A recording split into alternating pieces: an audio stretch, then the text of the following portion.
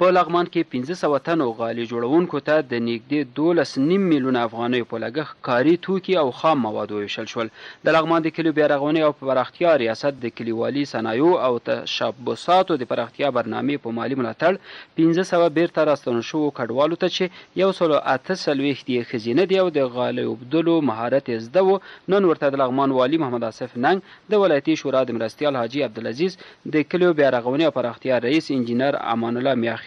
د ولایتي ادارې د یو شمېر مسؤلینو او د یادې برنامې د استازو په لاسونو د نږدې 12.5 میلیونه افغانیو په ارزښت د غالۍ اوبدلو بېلابېل د کار توکي او خام مواد وویشل شول. په همدې مناسبت په جوړو شوو مراسمو کې د لغمان د کلیو بیارغونې او پراختیا رئیس انجینر امان الله میاخیل ویل چې دولت دغه پروګرام د بیرته ستنو شوو کډوالو د توانمندۍ او د اقتصادي کچې د لوړولو په موخه پیل کړی چې د 1996 لمریز کال څخه راپدې خوا یاده برنامه په لغمان کې عملاً خپل فعالیتونه مخ ته وړي. وروسته لغمان والي محمد آصف ننګ د غالۍ جوړولو په دغه پروګرام کې د خوښۍ په څرګندولو سربیره غالۍ اوبدونکو ته ډاډ ورکړ چې په کال کې 2 ځلې به د دوی د غالیو د خرڅلاو او هغې ته د بازار موندنې په برخه کې نندارتونونه جوړوي تر څو دغه متشبثین وشي کولی هلته خپل تولیدات نندارې ته وړاندې کړي. ښاغلي ننګ